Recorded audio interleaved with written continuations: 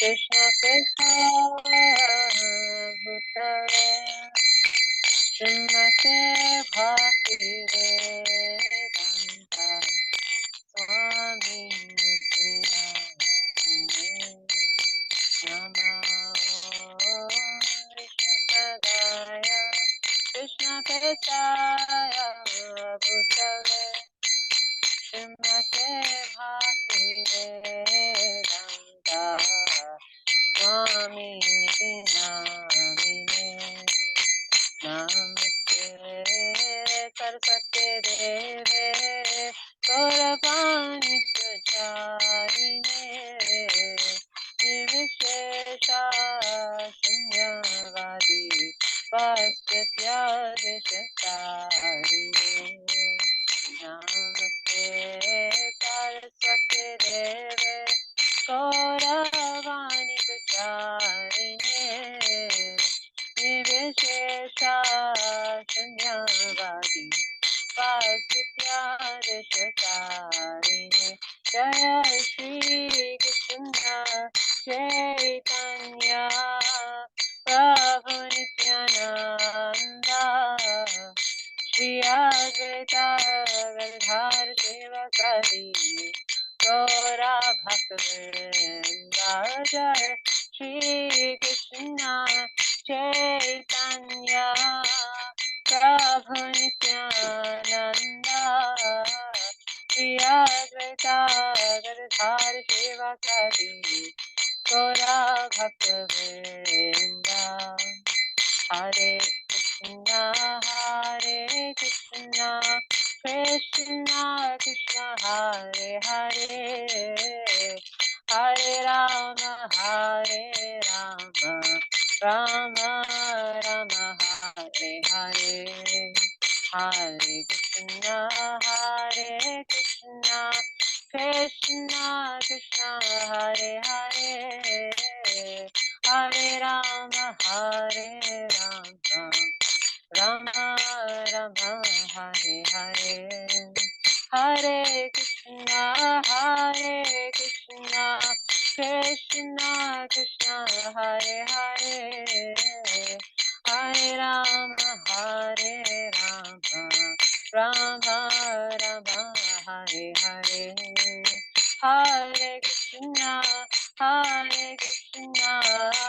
Krishna Krishna Hare Hare Hare Rama Rama Rama Hare Hare Hare Krishna Krishna Krishna Hare Hare Hare Rama Rama Rama Hare Hare Hare Krishna Krishna Krishna Hare Hare Hare Rama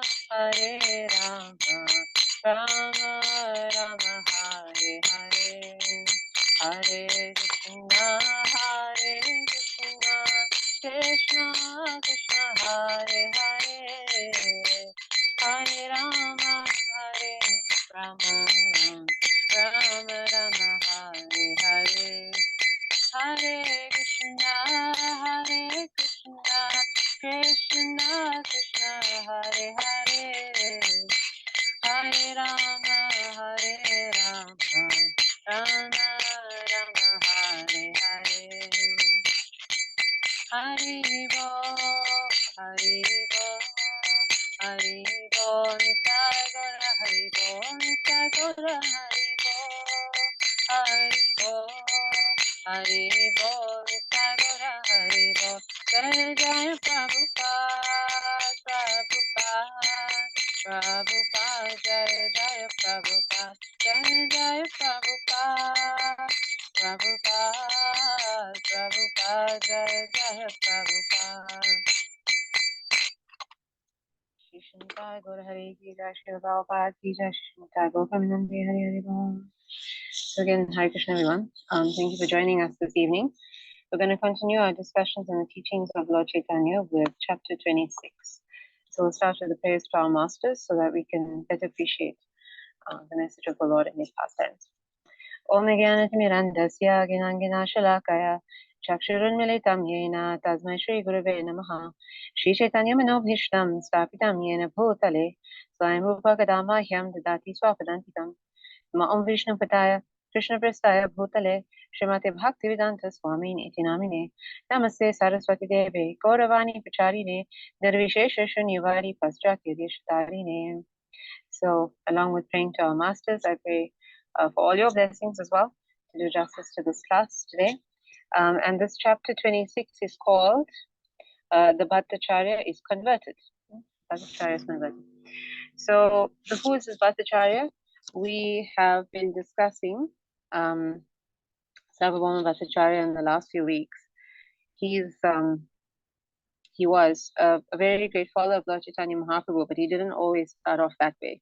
He was originally following the Mayavad doctrine, which is actually opposite to what Lord Chaitanya Mahaprabhu came to teach us. Right? The Mayavad doctrine posits that primarily or only the Supreme God is without form, and there's basically no allowance for God with form.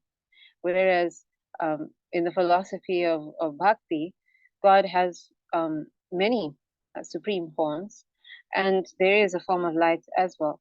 But above all of that, the Lord's personal form, right, is the most complete, is the complete.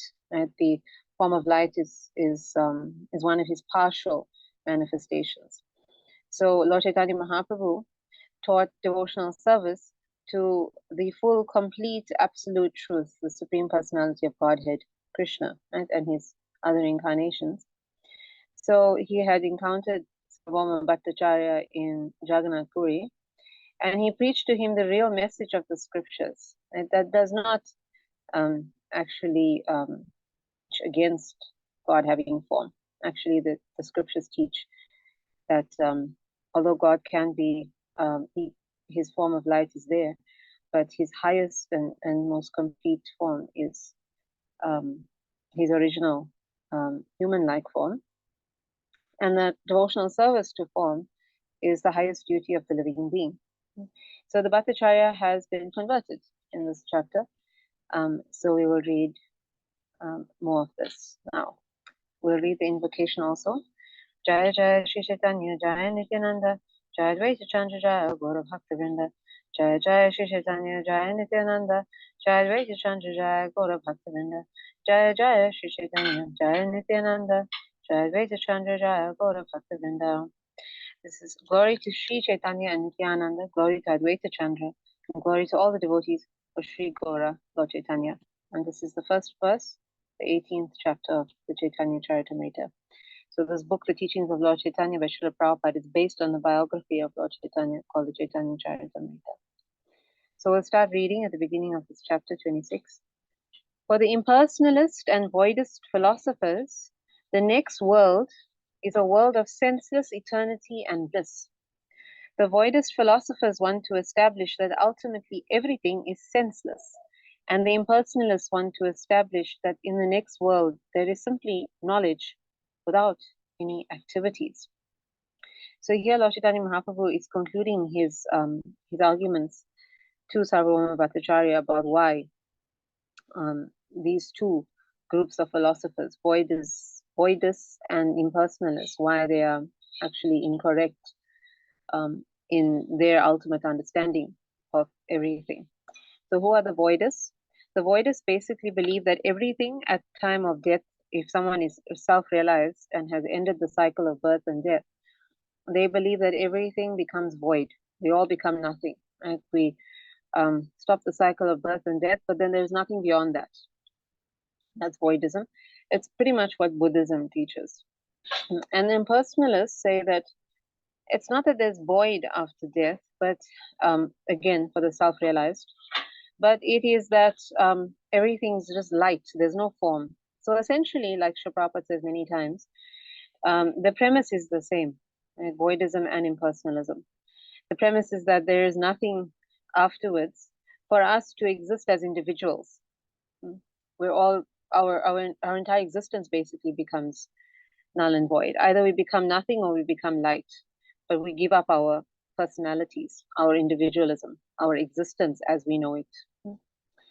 So we hear about this quite a bit, that we can attain a state of light, or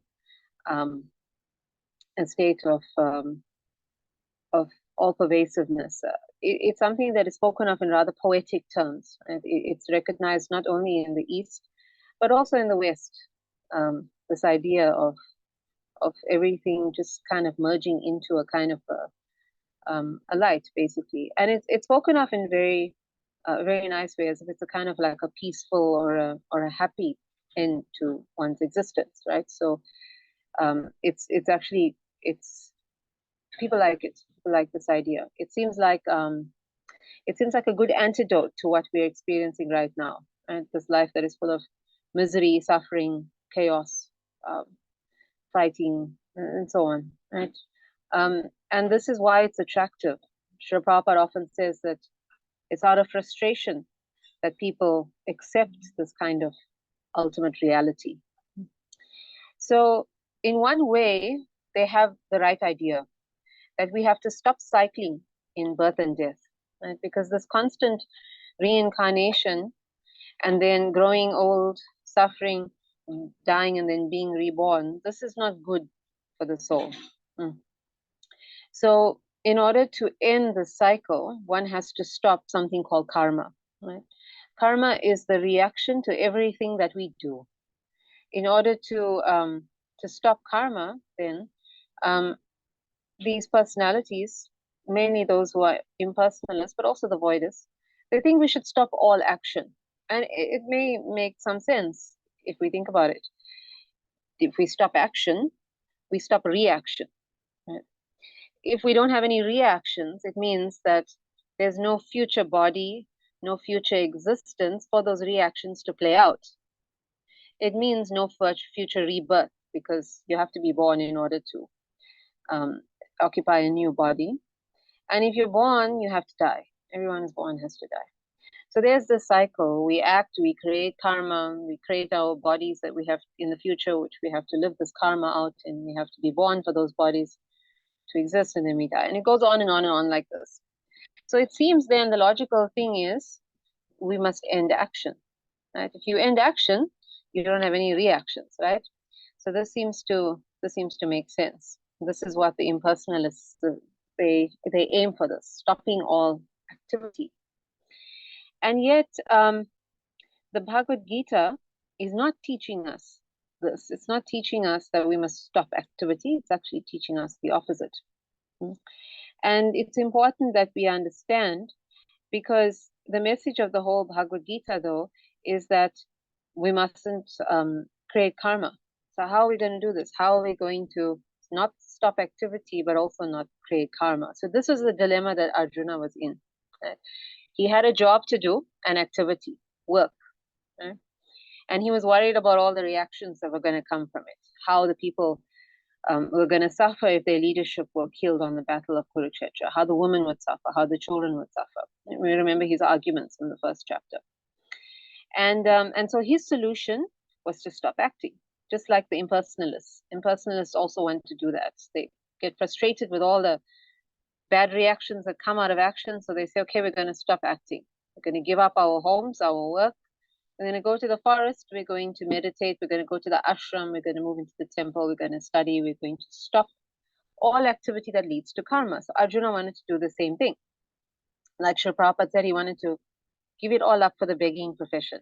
Seemed like a good idea, right? Stop activity, stop karma. And yet at the same time, Krishna told him, you will never be able to stop activity. Right?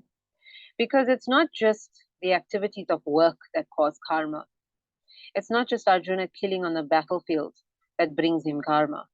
Everything that he and we do every day brings us karma. When we are eating, we're killing some living entity for food. When we're walking, even if we're not walking to work, but we're just walking to get food, and everyone has to eat, or water, or any of the essentials, we're killing insects. Right? Something or the other is paying for our existence. Jiva Jivasya Jivana. This is the this is the this is the explanation in the scripture. Every living being is living at the expense of another. Now we are supposed to, of course, live with minimal violence, which is why we generally adopt a vegetarian diet, for example. But even so, something is being killed for this. So Krishna says to him that he tells to Arjuna, even if you try to give up your day job right now and go take on this renounced life where you're not working as a warrior, but you're living in an ashram somewhere, you're still going to be acting because you're going to be causing karma for yourself. You still need to drink water. Maybe you're going to kill some living entities in the water. And it goes on and on and on like that. So why is it that karma comes along with all these activities? Well, simply because all these things, water, the plants, the animals, everything that exists doesn't belong to us. Right? Isha Vasham Idam Sarvam Yat Kincha Jagatyam Jagat. Everything belongs to Krishna. Everything belongs to God. So even if we're taking a little of something, like the water, we are causing or creating some karma for ourselves. Right? We're not only using the property of God, even if we're not, or killing something in the process, even if we're not killing something in the process, we're using what does not belong to us for ourselves. That will cause karma. Right? This is basically a little punishment. It may be minimal punishment if we are renunciants, but it's still punishment. It's still causing karma. So renunciants generally do things for themselves unless they have taken to devotional service for the Lord. So they're creating some negative karma. And if they're doing things for others, right, if they've dedicated their lives to the upliftment of society, this may seem very good. But now they're creating good karma for themselves. And overall, whether it's good karma or whether it's bad karma, it leads to another existence. It leads to having to take birth again. It leads to a cycle of samsara, birth and death, and which is what we want to end in the first place. So we see the problem. And this is why Krishna tells Arjuna in the 9th chapter, Shubha Ashubha. I want you to stop even your good reactions, Shubha, along with your bad reactions, Ashubha. You mustn't actually create anything for yourself. You must free yourself completely from this world. And that makes sense, right? So now, how do we understand this? We can't stop acting. How do we act without karma? Right? That's our original question here. So then Krishna explains to Arjuna in the 12th chapter, which is aptly titled Devotional Service. Yetu sarvani karmani mai sannyasa matparaha ananyaneva yogena mam dhyayanta upasate desham aham samudharta mrityu sangsara sagarat bhavami na chirat partha mai aveshita chetasam. And the translation is, but those who worship me, giving up all their activities unto me, and being devoted to me without deviation, engaged in devotional service and always meditating upon me, having fixed their minds upon me, O son of Pritha, for them I am the swift deliverer from the ocean of birth and death. Verses 6 to 7 of the 12th chapter of Bhagavad Gita. There we have our answer. And that's actually the middle 6 chapters of Bhagavad Gita contain all the knowledge even of the entire Bhagavad Gita. These two verses practically sum it up. So we don't have to give up activity, but we must give up the activity unto Krishna. That's the difference. We don't consider that the activity is ours, nor that the results are ours. Therefore, the karma from it is not ours either. Right? So we do it according to what Krishna wants. This is how we get free of this troublesome karma that leads us to repeated birth and death. And then what's the result? Krishna says it here. I am the swift deliverer from the ocean of birth and death. Right? No more samsara. No more coming back and suffering, being born, dying, and having disease and old age in between. Now, the problem with those impersonalists that we were discussing just now is that they don't want to do this. They don't want to give up activity to Krishna. Their idea is they want to give up activity altogether. They know they have the right understanding that material actions lead to karma. They know they got to stop the material action. This is clear. But for them, they don't have an understanding that there's something called spiritual action. Right? For them, the understanding is all action will lead to a reaction. All action will therefore lead to bondage. Okay. So for them, they want that we must just stop acting altogether. And yet Krishna said very clearly in the Bhagavad Gita that activity can't be stopped. So if these persons still want to stop activity, what does Krishna say about that? In the 12th chapter, he says as well, in the 5th verse this time, advancement is very troublesome. If we try to stop activity, advancement is very troublesome. To make progress in that discipline is always difficult for those who are embodied. It's difficult because we can't stop acting. Srila Prabhupada has explained this many times. He said that even when people become completely detached from material activities, they leave the home, the family, and everything behind. They go live in the ashram or live in the forest, right? Still, they get frustrated. Still, they want to find something for themselves to do. So what happens?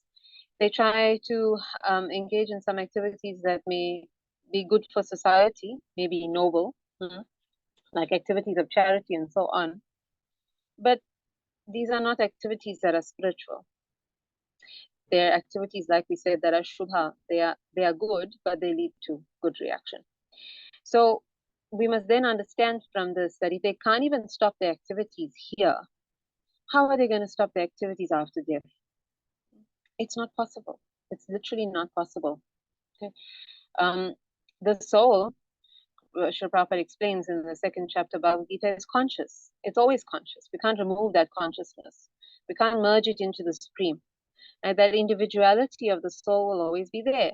Krishna also says that in the 2nd chapter. As the kings, as Arjuna, as Krishna are always existing as individuals, they have always existed as individuals and they will always exist as individuals. So the idea that the impersonalists or even the voidists say that we could just dissolve our individuality, that's not going to be possible. What's going to happen is that they're going to be able to reach the light because this is their desire, but they can't merge into it, right? They're remaining as individuals. They're going to have consciousness, but they're not going to have any senses, like Srila Prabhupada and Lord Caitanya said in the beginning, senselessness. They're going to be free of material senses, but they're not going to have spiritual senses either. Right? This is what they're going to be in the light, just this little spark of consciousness without any ability to act. It's a little bit scary if we think about it, right? It's like having the ideas, but then not being able to do anything with it, having the knowledge and not being able to use it. And it's a point of extreme frustration, and eventually, like Lord Brahma says, patanti yada, they fall down. And it's not sustainable. The soul is conscious and it needs to utilize the consciousness through senses. If it has qualified itself by devotional service, it gets spiritual senses. The devotional service develops a spiritual body for this little soul. And if they haven't, then they need material senses that come with this body, with the material body. Either way, the soul cannot be without activity, and it needs some form, spiritual or material, in order to express that activity.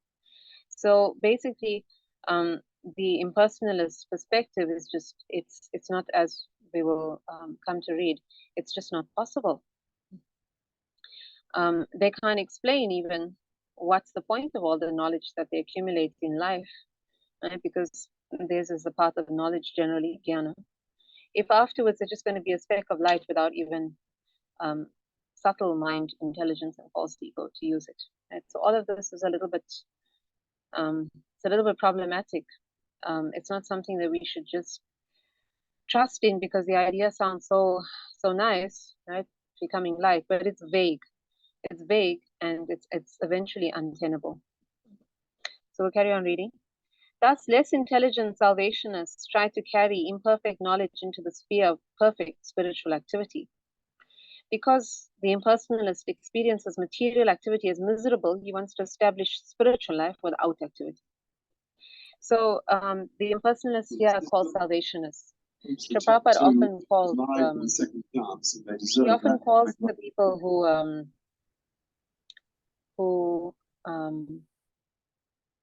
are impersonalists, he calls them salvationists for the reason that they want to achieve liberation from samsara, from repeated birth and death. And we just read that Krishna also wants us to be freed of it. And this is actually the Lord's hope, that we'll get freed of it and join him. So it's not wrong that they want to achieve salvation. They want to stop the cycle of birth and death. But the problem is how they're trying to do it. They are trying to say, just like Srila Prabhupada says here, that devotional service, spiritual activity is material. Because for them, they equate activity with karma. When you do action, it leads to a reaction. Reaction is bad, it means bondage. And that's their understanding. So for them, activity, bondage. No activity, liberation. So it seems simple enough, but as we just discussed, it's not that simple. Simply because it's not that simple because the nature of the soul is activity. So you can't stop activity. And it means that activity itself is not bad. Krishna wouldn't tell Arjuna to keep doing something that was bad. Activity is not bad, but what we do that activity for is the problem. If we do activity for ourselves, we create karma because we're utilizing what is not for us, for ourselves. And if we use that activity for Krishna, that's the opposite, isn't it? It is an opposite, so it will have an opposite reaction. No karma. So this is the real opposite. Not activity and no activity. It's material activity and spiritual activity. It's doing something for me versus doing something for Krishna. So when we do something for me, it leads to karma. When we do something for Krishna, no karma. That's the understanding.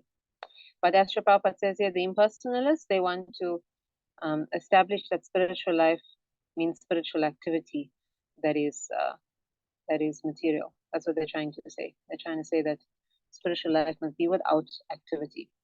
Their imperfect conception. He cannot understand the activities of devotional service. Indeed, spiritual activity in devotional service is unintelligible to the voidist philosophers and impersonalists. Right? So this is true. They don't understand it, and unfortunately, they often deride it. They often say that devotional service is for sentimentalists and so on. It's quite unfortunate that even though they study Bhagavad Gita, actually, most Advaitins have to, people who follow impersonalism, because Bhagavad Gita is one of the minimum 3 scriptures that must be understood. But they miss that point. They miss the point about the real nature of devotional service, spiritual activity. And then they tend to paint it as something that's a bit inferior to the accumulation of knowledge. And therefore, it's very hard for them to understand the real nature of spiritual activity. The Vaishnava philosophers know perfectly well that the absolute truth, the Supreme Personality of Godhead, can never be impersonal or void, because he possesses innumerable potencies. Through his innumerable energies, he can present himself in multiple forms and still remain the absolute Supreme Personality of Godhead. Thus, despite expanding himself in multiple forms and diffusing his innumerable energies, he can maintain his transcendental position. So just like these impersonalist philosophers equate activity, think that activity means material activity and karma, they think form means material form and illusion. So just as they bluntly think that the opposite of activity is no activity, they think that the opposite of form is no form, and that's what they believe to be spiritual. And yet, the Vaishnava who understands, right, by the mercy of the Shastras, Guru, the Lord himself, and understands that the Supreme Lord is not void and he's not light. Right? He has a form, right, an incomplete, we could say, form of his impersonal Brahman, but he also has his full and complete spiritual transcendental form, Supreme Personality of Godhead. And we've spent quite a few weeks now discussing all the attributes of that Supreme Personality of Godhead. For him to have attributes, he needs to have form. So eternity, knowledge, and bliss are expressed through his form, right? And in the forms of those transcendental personalities, like Srimati Radharani, like Lord Balaram, that come from these, the primary attributes of eternity, knowledge, and bliss. We also discussed how the scriptures describe God as having ears and having hands and having legs, right? These are not like ours. It doesn't mean that for God to be the opposite of us, he must not have eyes and he must not have ears and not have hands and legs like ours, because our eyes and ears and hands and legs leads to activities and karma and misery. Right? Rather, God has eyes, ears, hands, and legs, but those are spiritual. right? And it leads to transcendental activities which don't cause karma. That's the real opposite. So this is what the Vaishnava philosophy and the Vaishnavas understand. We can't limit God to say that he can't have form because we think that form is material and illusion, right? That he can't have an existence that's spiritual. How can we say that? And how can we say that this is impossible, this idea that God could actually be spiritual, that he could do things that are transcendental, that he could be transcendental? How can we say that it's impossible? Anything should be possible for the Supreme God. And therefore, Bhagavad Gita tells us, and Krishna, of course, in Bhagavad Gita, tells us how we can achieve him in this form and how we can achieve forms that are also of the same nature, eternal, knowledgeable, and blissful. This is through devotional service, through activities, right? Activities that are spiritual. Okay? This is how we can utilize our consciousness in order to develop spiritual forms where we can act as in the spiritual world the liberated souls do. This is how we can attain a world where no birth and death will ever take place. That is our real liberation. Thus, Lord Caitanya exposed many defects in the Mayavad philosophy, and although the Bhattacharya tried to establish himself by logic and word jugglery, Lord Caitanya was able to defend himself from his attacks, from the attacks of the Bhattacharya. So we've also discussed before that God himself, he doesn't need to defend himself. If that were the case, Krishna would have destroyed all the impersonalists a long time ago. But we must look carefully that Lord Chaitanya Mahaprabhu is not presenting himself as the Supreme Personality of Godhead. Lord Chaitanya Mahaprabhu here is a devotee. And he was defending the position of the devotee, one who is taken to devotional service, because it's something that we have to learn from. We have to know how to defend ourselves from Mayavad or impersonalist philosophy. Not that we must, we've also discussed this before, not that we must go and attack people who believe in this, but we must not be swayed by their arguments if we come across them. Right? The arguments are very persuasive. The common thought is that Vedanta can only be understood in an impersonalist way. Right? It means basically that the whole Vedic philosophy is thought to lead one to the idea of God's form as light and not his form as a person. So we have to understand that Lord Chaitanya Mahaprabhu went through a lot of effort to establish the personality of Godhead and devotional service to him, and this is why he's defending himself, defending the position of the devotee to the Bhattacharya, so that all the rest of us, right, for many generations to come, will be able to do the same. And in particular, the Lord is defending the nature of the Vedic teaching. And let's read more about what that is. The Lord established that the Vedic literature is meant for three things: understanding our relationship with the absolute Supreme Personality of Godhead, acting according to that understanding, and achieving the highest perfection of life, love of Godhead. Anyone who tries to prove that the Vedic literature aims at anything else must be a victim of his own imagination. So what are these three things, right? We're familiar with them, we've discussed them before. Understanding our relationship with the absolute Supreme Personality of Godhead is Sambandha, where we know our position as spirit soul, we know God's position as the Supreme Personality of Godhead, and we know that as spirit souls, we must serve the Supreme Personality of Godhead. That is the basis of spiritual life, Sambandha. Then the second is acting according to that understanding. Acting in devotional service, knowing that this is what we are supposed to do. That's called Abhideya. And the third is achieving the highest perfection of life, love of God. And that goal of life is called Prayojan. The result of devotional service to Abhideya is that we achieve Prayojan. So this is what we're actually being taught in Krishna consciousness. We're taught that by our beloved Goswamis, the 6 Goswamis who took over after Lord Chaitanya Mahaprabhu in spreading the message of devotional service. This is what they've expounded in all their works, right? Instructions that they received from Lord Chaitanya himself. And this is what all the acharyas in our line have been teaching, including Srila Prabhupada, of course. And his entire movement, the ISKCON movement, is based on these three stages of devotional service: Sambandha, Abhideya, and Prayojan. And therefore, all our teachings are in line with the Vedas, because this is actually Lord Chaitanya Mahaprabhu the Supreme Lord himself, who gave us the Vedas, he is telling us that this is what the Vedas is about. That anything else is an imagination, including trying to become God. Trying to become a servant of God, that's what the Vedas is teaching. Trying to become God, that's impossible, right? We've discussed this very much up to now. But we may also ask this question if you may have missed our previous discussions. Where did the idea come from? Lord Chaitanya Mahaprabhu is teaching Sarvabhauma Bhattacharya about this. And we may have heard it before because the Lord has given this instruction to other philosophers, but now he's teaching Sarvabhauma Bhattacharya. The Lord then quoted some verses from the Puranas, by which he established that Shankaracharya, and Shankaracharya was the one who taught this idea that one could become God by becoming one with his form of light. He established that Shankaracharya was ordered to teach Mayavad philosophy by the Supreme Personality of Godhead, meaning by Krishna himself. He quoted a verse from the Padma Purana, Uttarakanda 62:31, in which it is stated that the Lord ordered Mahadev, Lord Shiva, to present some imaginary interpretation of the Vedic literature to divert people from the actual purpose of the Vedas. Okay.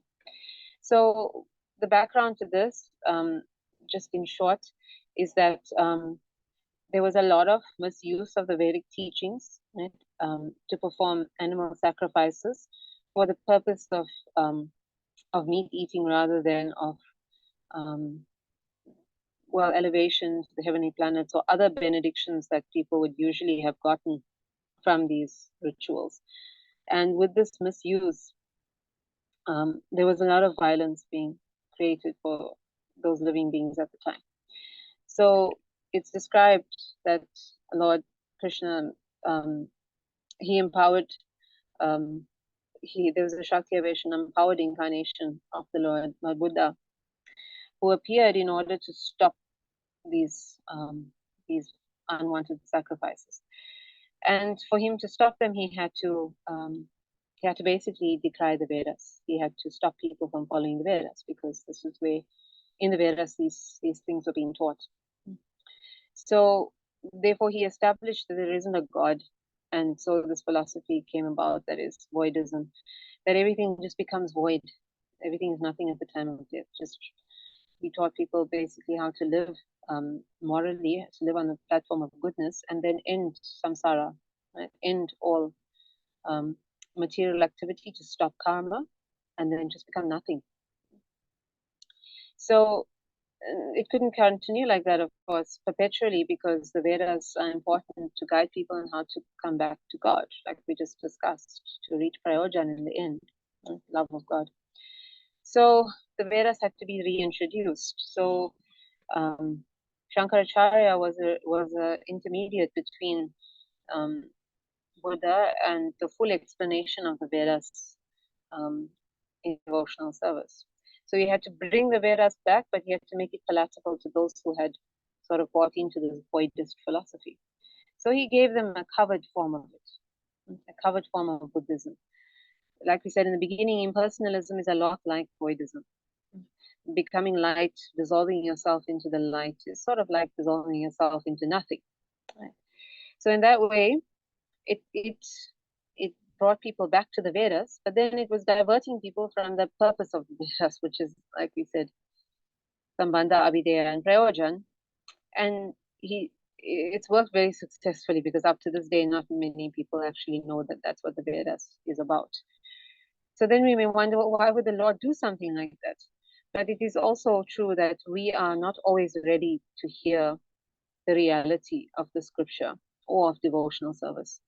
Everybody is at different levels in spiritual life, and some may just be able to understand or be drawn to the idea of the concept of God as impersonal. So what does Krishna do? As the Father, Pita, he gives everybody an opportunity to make advancement towards him. So he makes so many paths available. Right? But these paths, like he explained earlier, some may be troublesome, some may be difficult. It may take lifetimes. Right? So if you're getting a direct path, like devotional service, you should take it. We don't have lifetimes of suffering to waste. But for those who just can't, there's these other options for them, so that everybody can at least be making a progressive march towards God. This is what is important, that there's always forward movement in spiritual life. In this way, try to make them atheists, the Lord said. After that, they can be engaged in producing more population. It is also stated in the Padma Purana, Uttarakanda 25:7, that Lord Shiva explained to his wife Parvati that in the age of Kali, he would come in the form of a Brahmana to preach an imperfect interpretation of the Vedas known as Mayavad, which in actuality is but a second edition of atheistic Buddhist philosophy. So we discussed this as well before, right? How similar the impersonalism and the voidism is. And also, even though, yes, impersonalism says that God has no form, but in saying that all of us can be God, it also means no one can be God. We've also discussed this point. God is a position of relativity. God means, of course, supreme relative to all of us, and who are not supreme. But if everyone is supreme, then who can be God? Right? To believe all of us are God equally means none of us is God at the same time. So essentially, this is why Lord Shiva says, and the Lord says, it's basically atheism. The Bhattacharya was overwhelmed by these explanations of Lord Caitanya. After hearing Mayavad philosophy explained by Lord Caitanya, he could not speak. After he had remained silent for some time, Lord Caitanya said to him, "My dear Bhattacharya, don't be astonished by this explanation. Please take it from me that the devotional service of the Supreme Lord is the highest perfectional stage of human understanding. Indeed, it is so attractive that even those who are already liberated become devotees by the inconceivable potency of the Supreme Personality of Godhead." Okay, so what does this mean? Those who are already liberated means liberated from material life. Right? Those impersonalists who have given up material activity, they understand it's bad, it leads to karma, they stopped it, they become renunciants, they've moved to the ashram, they're living in the forest, but they have stopped material activity. They are advanced souls. It's not easy to stop all activity. It's not easy to give up all sense pleasures, to stop seeing what the eye wants to see, to stop hearing what the ear wants to hear, to stop tasting everything we see or hear or smell. It's not easy. These persons have renounced all the sense attraction. They've given it up altogether. Now imagine with all that spiritual strength, right? They have no interest in anything material anymore. They encounter devotional service and they are stopped in their tracks. How can this attract them for all their spiritual strength and their advancement and their giving up material things, unless devotional service was spiritual? Because that's the only thing that can attract them. They've given up all material attraction. So definitely devotional service is situated on the spiritual plane. So Lord Chaitanya Mahaprabhu says that even if people will argue that activity is material and that devotional service is an activity, so it's material, the proof is in how it affects people who are spiritual. Right? People who have left behind all material attractions, they become attracted to spiritual life. This is actually a demonstration of the spiritual nature of devotional service. So there's a few examples, but the most famous are the four Kumaras. They were impersonalists. They became devoted to the Lord after smelling the tulsi leaves that had been offered to his lotus feet. And Shukadeva Goswami, who also became attracted to the Lord. In his case, it was by hearing. He heard that famous verse from the third canto, and he stopped also in his tracks, and he heard Srimad Bhagavatam from his father, and he became a devotee of the Lord. There are many such conversions in the Vedic literature. For instance, in Srimad Bhagavatam, Canto 1, Chapter 7, Text 10, the famous Atmaram verse describes how impersonalist sages who are absorbed in self-realization and liberated from all material attachments become attracted to devotional service by the various activities of Lord Krishna. Such are the transcendental qualities of the Supreme Personality of Godhead. So we remember this verse, this famous Atmaram verse, right? We'll just read it quickly. Suta uvacha Atmaramasha Muniyo Nirgranta api urukrame Kurvanti ahaitikim bhaktim Ittam bhuta guno harihi. And the translation is, Suta Goswami said, all different varieties of Atma Ramans, those who take pleasure in the Atma or spirit self, right? And this, of course, means they don't take pleasure in anything material. Especially those established on the path of self-realization, though freed from all kinds of material bondage, desire to render unalloyed devotional service unto the personality of Godhead. This means that the Lord possesses transcendental qualities and therefore can attract everyone, including liberated souls. So if they've given up all kinds of material bondage, all activities of material bondage, why would they take to devotional service? Right? Naturally, they understand that these activities are not the same. In the same way, they've given up attraction to all material forms. Why would they be attracted to Krishna's form? Of course, again, they've understood Krishna's form is not material. So we can explain it in terms of some analogies, right? If we have a glass that's full of water, you can't add any more water to it. So if we are so steeped in material attachment, and that's what is currently the state of most of the population of the universe, if we're so deep in material attachment, you can't add attachment to Krishna. People just have no room for it. And this is why we note that not everybody takes to devotional service easily. And those of us who are obviously not so attached or even a little detached, we can get attached to Krishna. Right? And we should increase that attachment as our material attachment decreases. So taking another analogy, it's like a seesaw. If you have a whole lot of weight on one side and no weight on the other side, then obviously that side with the weight will be pulled down. But as that weight gets less and the other side gets more, then the side gets lifted up again. So this is what we must be doing with material attractions and attachments. We must be decreasing them so that our spiritual attachment will grow. So these persons who have given up material attachments, naturally their attachment to Krishna is very easily evoked. The glass is empty, can be full with attachment to Krishna. Of course, this also depends on a couple other factors. We remember that they must get the mercy of a pure devotee. If they get that mercy, and if they've performed perhaps some pious activity or some agyata sukriti, some unknown devotional service, then they will take to devotional service. And all the factors come together, and it leads to a very wonderful situation where they become attracted to Krishna. They become attracted to transcendental spiritual activity of devotional service, and they become attracted to transcendental form, Krishna's transcendental form. Okay, so we will end here. Thank you all so much for your kind attention, and we will continue with these discussions next week with part 2 of this chapter 26. Srila Prabhupada ki. Are there any questions or comments, anything that I can try and clarify? Hare Krishna, dear Mataji, thank you very much for lovely class. Hare Krishna, And Mataji. please accept my apologize because I didn't attend the previous class. I have No one worries. question. Yeah. If we, like disciple, we can influence karma of our Guru Maharaj, because sometimes, of course, we do aparat, and if we can do something bad for his karma, because most of them are sannyasi, and of course they are more transcendental than us, but also they have karma. But how we can not influence their karma? Thank you, Mataji. Thank you. So, His Grace Ravana Bhatta Prabhu was actually explaining this to us, that all of us actually, even our spiritual masters, at the time of initiation, we all sort of are released from our karmas to Krishna. And this is what we're often taught.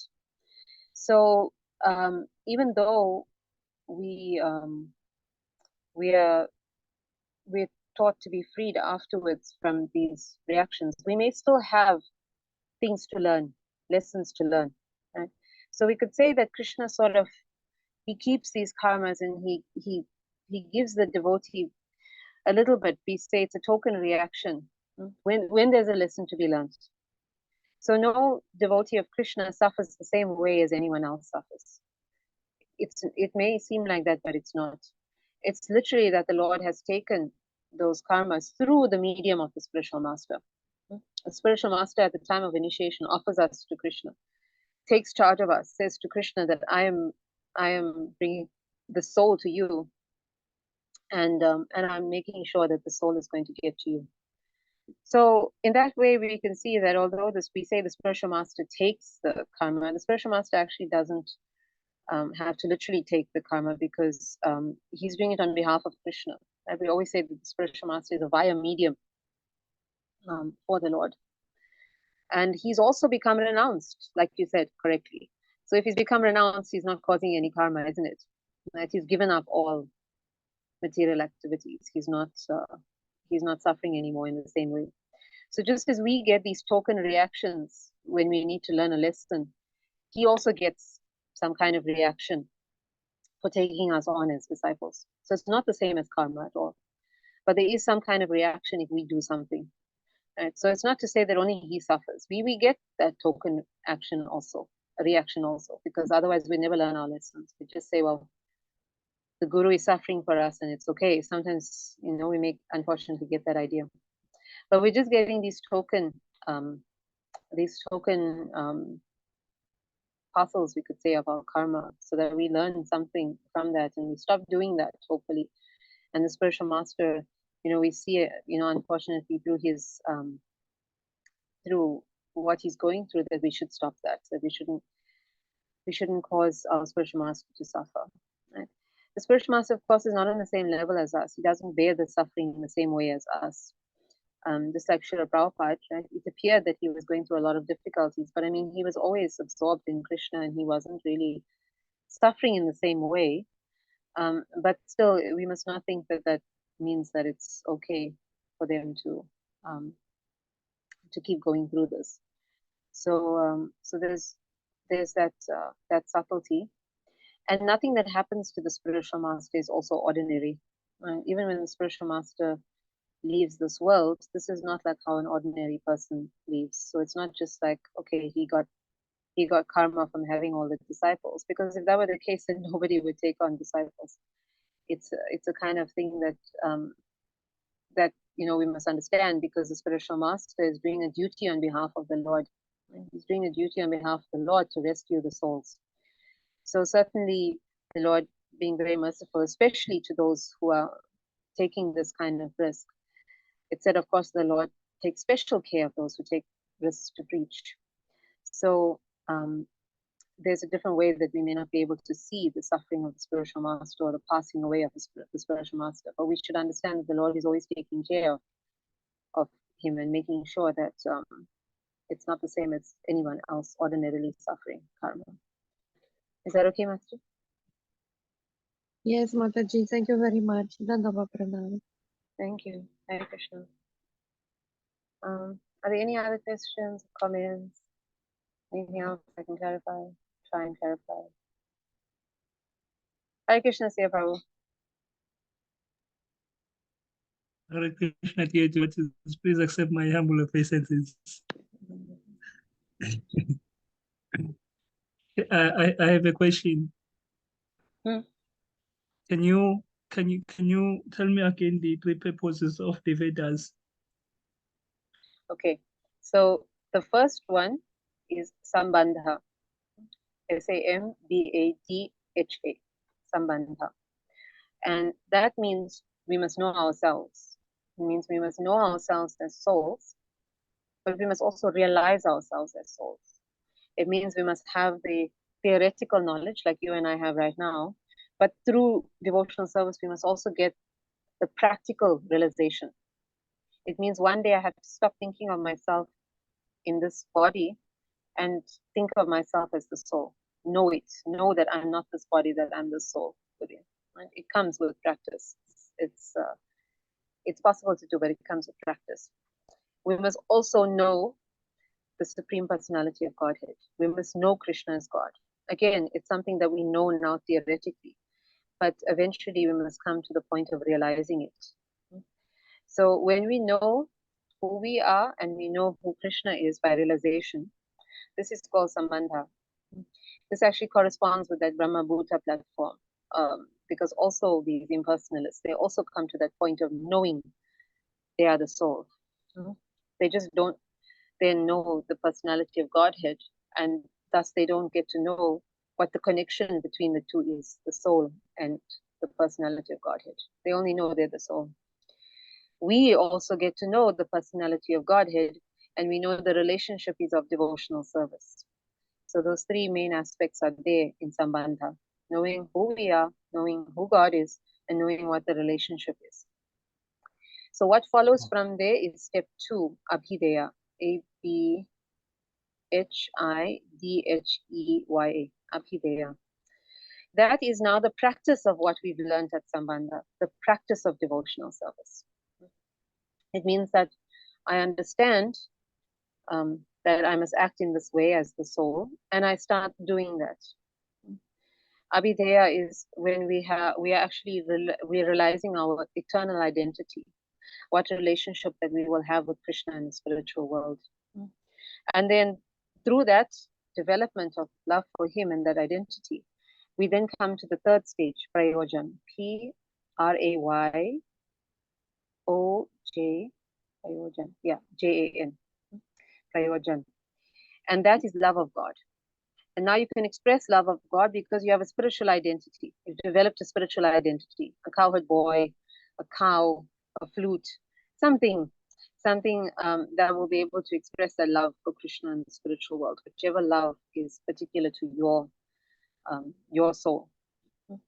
So those three are actually permeating all the Vedic scriptures. It's just that it's not always apparent to people. There's a lot of other distractions, things like the rituals and so on, that make them think that there's some other purpose to the Vedas, right? But it's actually these three things: Sambandha, Abhideya, and Prayojan. So right now, we as practicing devotees, we're not yet at the level of Sambandha. You probably realize that because we haven't realized ourselves as souls. We're not on the Brahma Bhuta platform yet. It's very advanced when you're on the soul. That's kind of what I think is kind of, you could say it's at the soul level. You see everyone else as souls. You don't see them as different people, right? It's like the fifth chapter of Bhagavad Gita says, Vidya Vinaya Sampane, Brahmane Kavihastani, Suni Sheva Shupakecha, Pandita Samadarshina. Pandita Samadarshina. You become a Pandit who sees everyone equally. Darshan, Sama, equal. You will see a cow, an elephant, a dog eater, a learned and gentle Brahmin. Everyone is the same. You'll see pebbles and you'll see stones and gold as equal. You will experience heat and cold as the same, happiness and distress as the same. And this is when you're on the soul level, because you're not identifying with this body anymore. You know that this is not you. So everything that this body feels and everything that this body sees, you know it's not you. So we're aiming for that. Right now, we're all in the process of aiming for that Sambandha. So we're in the practice of devotional service, like Prabhupada says, where we could be considered material practitioners of devotional service, so practicing material devotional service. And then when you realize yourself as the soul and you get to Sambandha, then you start the practice of real devotional service, Abhideya. And then from there you move on to Prayojan, hopefully, when you perfect Abhideya. So this is actually this is where we are right now, and this is what we're aiming for. Does that help, Prabhu? Yeah, it helped. Can you repeat the names and the translation into English of the second step and the third step? Okay, so the second one, Abhideya, Abhideya,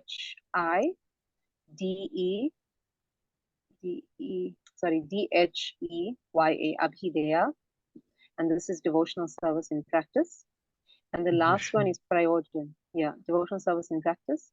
And the last one is Prayojan, Prayojan,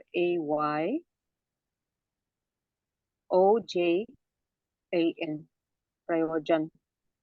And that is pure love of God. That's the final stage. Okay. Sambandha, Abhideya, and Prayojan. Okay. So one leads to the other. You're welcome. Okay. Okay. Are there any other questions or comments? Anything else I can try and clarify? If not, we will go to a little bhajan today. So there were two disappearance days actually that we observed. Let me just double check. The one was an appearance or disappearance. So the first was the disappearance of Jayadev Goswami. That was on Thursday last week. That was also disappearance. Okay. So Jayadev Goswami, he appeared sometime before Lord Chaitanya Mahaprabhu, but his very special role in Lord Chaitanya Mahaprabhu's pastimes was that he wrote these beautiful, deep, rasa-laden compositions that Lord Chaitanya Mahaprabhu later relished during his very intimate feelings of love for Lord Krishna. And so these were like Gita Govinda. And Lord Chaitanya Mahaprabhu would have his very confidential associates like Swarup Damodar Goswami and Srila Ramananda Rai Goswami. They would sing these to the Lord, right, to enhance his love for Krishna, his experiences of the mood of Srimati Radharani. Jayadev Goswami, we also know that he wrote the Das Avatar prayers, and one of them, right, is the one that we sing for Lord Nrsimhadev every week. Tavakara Kamalavare Nakamadvita Shringam Dalita Hirani Kashipotanu Dvita Narahari Rupa Jai Jagatisha Hare. So this comes from those glorifications of the Lord's Lord's incarnations, right? The 10 principal incarnations. Jayadev Goswami wrote these verses. And then there was also the disappearance of Srila Chandas Thakur on Friday. He was also an associate of Lord Chaitanya Mahaprabhu, and he actually wrote one of 3 main biographies of Lord Chaitanya, at Chaitanya Mangala. And also wrote some very nice bhajans in glorification of the Lord. So let's see, hopefully my Zoom plays its part today. We're going to sing one of these bhajans by Jayadev Goswami, very beautiful. Shrita Kamala. Shrita Kamala.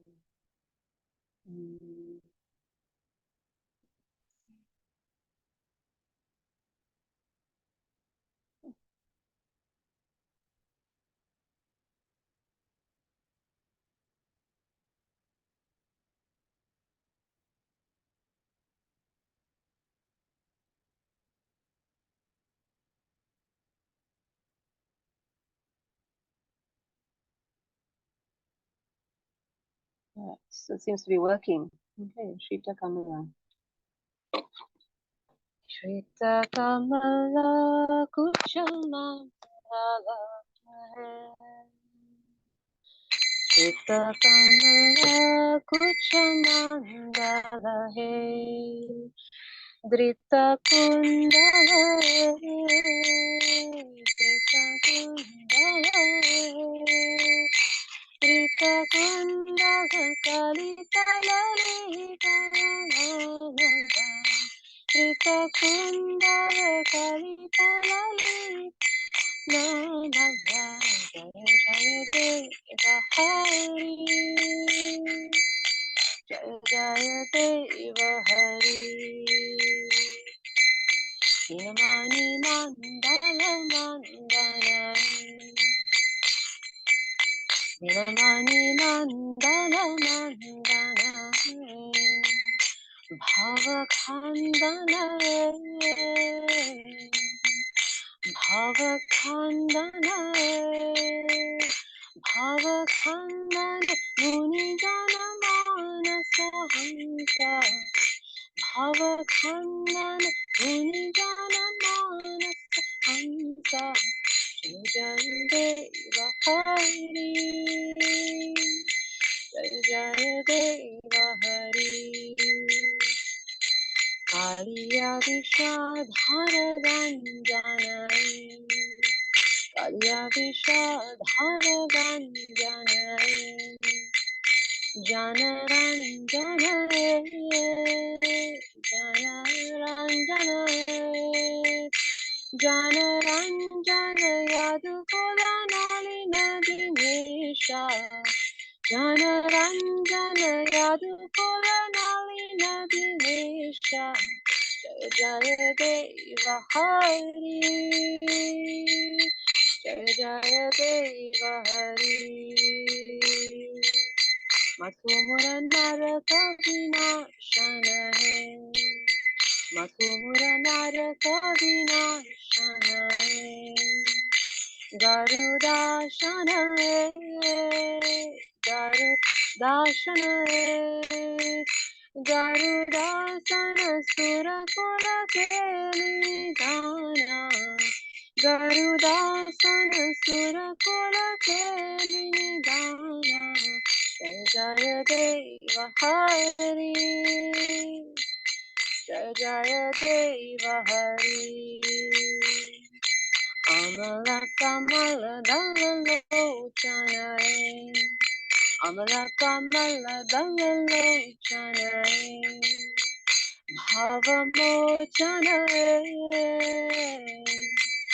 Bhavamochanae, Bhavamochana Tribhuvana Bhuvana Nidhana, Bhavamochana Tribhuvana Bhuvana Nidhana, Jaya Deva Hari,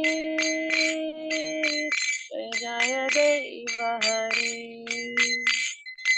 Janaka Sutta Kita Bhushanae, Janaka Sutta Kita Bhushanae, Jita Dushanae,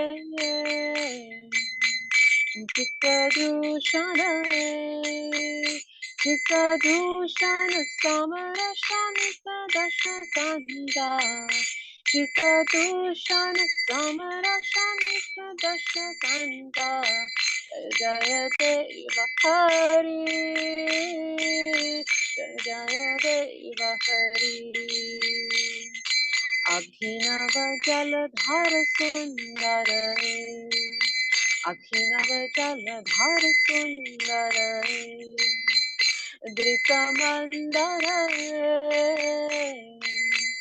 Drikamandare, Drikamandara Shri Mukha Chandra Chakora, Drikamandara Shri Mukha Chandra Chakora, Jaya Jaya Deva Hari, Jaya Deva Hari. Tava Charanam Ganutavayame, Tava Charanam Ganutavayame, Iti Bhavaya, Iti Bhavaya, Iti Bhavaya Kuru Kushalam Pranakeshu, Iti Bhavaya Kuru Kushalam Pranakeshu, Jaya Deva Hari, Jaya Deva Hari. Shri Jaya Deva Kavedame, Shri Jaya Deva Kavedame, Gurute Mudame, Gurute Mudame, Gurute Mudamangalamujalagitam, Gurute Mudamangalamujalagitam, Jaya Deva Hari, Jaya Deva Hari,